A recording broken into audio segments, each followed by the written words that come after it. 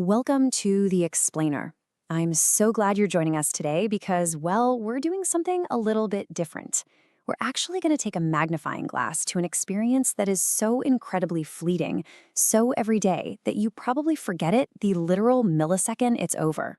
We're going to overanalyze a split-second digital pause. The source material we're diving into today is just the exact text from a standard web security redirect page. And the absolute beautiful irony of this specific redirect, it happened on the way to a website offering a book summary of Eckhart Tolle's The Power of Now. Just think about that for a second. You're rushing across the internet to read a super quick summary about the profound spiritual importance of living entirely in the present moment. And bam, the internet suddenly hits the brakes and forces you, totally against your will, to sit and wait in the actual, literal now. It's kind of brilliant, honestly. So we're going to unpack the hidden architecture, the invisible security checkpoints, and the digital demands placed upon us during this micro journey. Okay, let's dive into this. Consider that phrase, just a moment. It's kind of the ultimate polite fiction of the digital age, isn't it? When you see this pop up, I want you to take a breath. Just pause for a second right now, just to simulate it. That tiny span of time we just experienced, in human terms, it's just a deep breath, a blink, maybe a mild annoyance. But in digital terms, it's an absolute eternity. Behind those three words and that little trailing ellipsis, there's this frantic, incredibly complex conversation happening between your browser and a server located who knows how many thousands of miles away. And it's presented to us with the casual politeness of a receptionist just asking you to take a seat in the lobby, which totally masks the rigorous security sweep actually occurring in the background. It sets the tone perfectly. Super calm on the surface, but incredibly busy underneath. While we're taking that moment, we should probably acknowledge where we're actually trying to go, right? Our destination is 4minutebooks.com. We're seeking knowledge, and specifically, we're seeking it efficiently. I mean, the very name of the site promises speed, 4 minutes. But before we can actually access that efficiency, we're halted at a digital border crossing. This redirect transforms a totally simple, everyday web link into a dramatic threshold. You aren't just clicking and arriving anymore, you're actively requesting entry into a gated community. The destination is clear, but the path is suddenly obstructed, which is a great reminder that the open web we always imagine is actually heavily partitioned and fiercely guarded. And this brilliantly illustrates the central, hidden conflict of the modern internet. It's like a silent, ongoing war.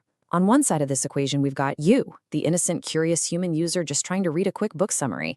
And on the other side, the invisible threat explicitly named right there in our source text, malicious bots.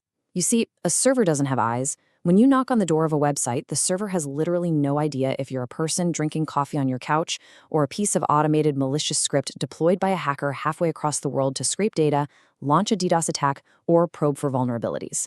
To the server, until proven otherwise, you're a potential threat. Basically, you're guilty until proven human.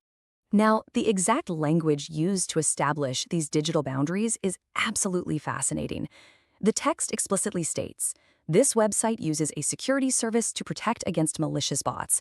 This page is displayed while the website verifies you are not a bot." Notice the verbs and nouns they're using here. Security, protect, verifies. This isn't just a loading screen, it's a high-stakes checkpoint. The language deliberately lifts the curtain just a tiny fraction to let you know that you are being analyzed. The website is essentially telling you, hey, I want to let you in, but I've hired a bodyguard, and that bodyguard needs to pat you down first. It completely changes our relationship with the web page from a passive consumer to a suspect undergoing a rapid-fire interrogation. Watch how this threat assessment builds chronologically. The static text we encounter actually represents an active, multi-stage operation unfolding in real time. We can break it down into distinct steps, straight from our source material. Step 1. Performing security verification. This is the active scan. Your browser is literally being bombarded with invisible challenges. Step 2. Verification successful. Ah, the sigh of relief. You passed the test. The invisible bodyguard gives you the nod. But wait, it doesn't end there. Step 3. Waiting for 4minutebooks.com to respond. Because even after you're cleared by security, you still have to wait for the actual destination to open its doors. It's this beautiful choreography of digital access, all happening in just a fraction of a second. Now, what's really interesting about this is how exactly you prove your innocence. The underlying text gives us the explicit technical demands placed on the user. Enable JavaScript and cookies to continue. So, to prove you possess a physical human body, your web browser must perform specific, complex mechanical functions. It's deeply ironic when you think about it. A malicious bot can often be identified because it tries to move way too fast, acting without a full browser environment. By demanding JavaScript, which is a programming language that runs in your browser, and cookies, those little pieces of data used to track your specific session state, the security service is essentially setting a behavioral Turing test. You prove you're human by proving your computer is acting like a normal, slightly sluggish, human-operated computer. Down at the bottom of the screen, we find this fascinating piece of data, the Ray ID. In our source material, it reads specifically A167EBA3EA375B6. That string of characters, it's entirely unique to this exact interaction. It's a digital fingerprint, a cryptographic receipt of your existence at this exact microsecond in time on this specific network node. If something went wrong, say if you turned out to be a malicious bot trying to take down the server, this Ray ID is your mugshot. It's the traceability tag. It's a stark reminder that in this digital waiting room, you are not anonymous. You're a highly specific, tracked and logged variable in a massive global security equation. So, the crucial point is, who is actually running this checkpoint? Well, the text proudly declares performance and security by Cloudflare. This reveals the ultimate authority behind this digital waiting room. Cloudflare is a massive infrastructure company that basically sits in front of a huge portion of the internet, acting as a giant shield. And look at their dual promise right there, performance and security. They're promising to make the website faster by caching its content while simultaneously making it safer by filtering out the bad actors. They are the architects of this specific now that we're forced to experience. They literally hold the keys to the gate.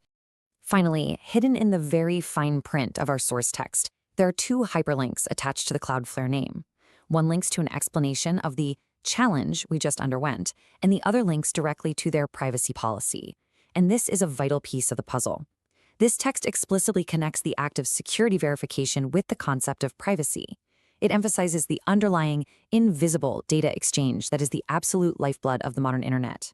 Because to gain the security and performance promised, the website owner, and implicitly you as the user, must agree to share some level of network data with this massive third-party security provider.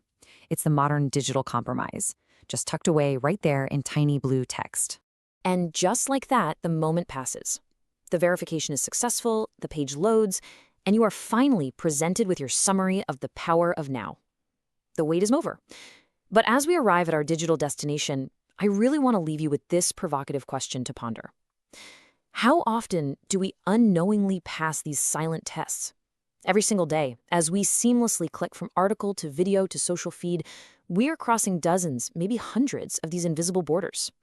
We're constantly being interrogated, verified, and fingerprinted by unseen security forces, all in the span of a literal blink. So the next time you see just a moment pop up on your screen, don't just roll your eyes. Take that breath.